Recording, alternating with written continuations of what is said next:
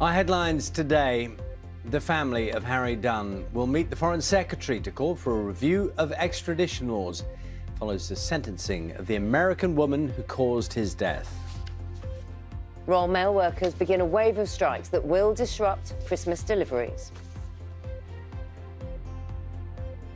I'm at the biggest sorting office in the UK, talking to workers and managers here at Royal Mail as workers here walk out in a row over pay and conditions.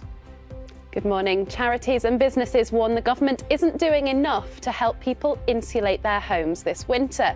As temperatures drop, I'll be looking at the options you have to keep your home warm.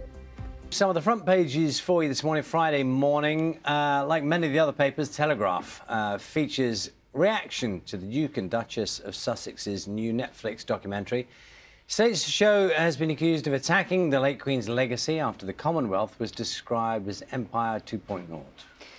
Stop this royal circus, declares the Daily Mirror, as it reports Prince William was said to be utterly furious at claims in the series about poor treatment. The paper says as the brothers continue their squabble, ordinary people are worrying about paying their bills. Let's have a look at The Guardian, the front page, covering the reaction as well from Harry Dunn's family over the suspended sentencing of Anne Secoulis for causing the 19-year-old's death. Times is reporting that parents could be benefiting their heart without realising it by running around after their child for just 60 seconds. I'm sure parents run around much more than that, 60 seconds. Researchers looked at whether gains for people's health could be made from brief spells of vigorous activity embedded in everyday life, such as climbing stairs. I'm always a sucker for anything about William Shatner, former Captain Kirk, of course. And who has been into space in real life. Has been into space extraordinarily. And a little piece in the diary here. It was the comments of Ian Hislop, captain of Have I Got News for You, who was asked who is his favourite of the 100... There have been 123. There's no point looking at that, really.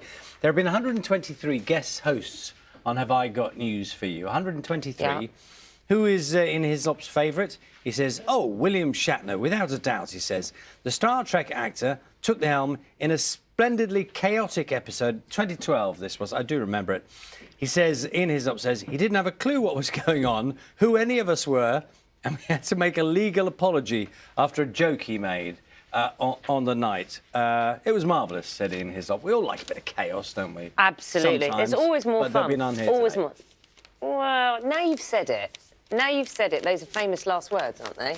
No chaos. We'll see. In the studio.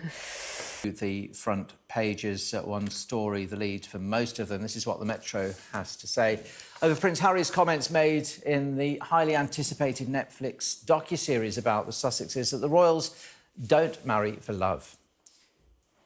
The Daily Star reports that Harry and Meghan's documentary cost £90 million to make.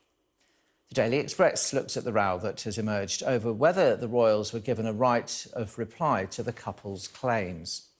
The Daily Mail leads with the story too. Their headline, Palace anger at assault on the Queen's legacy. Palace and Netflix clash over Sussex's soap opera on the front of today's Times.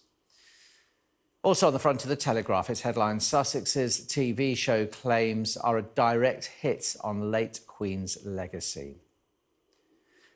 The Daily Mirror has to say this, stop this royal circus.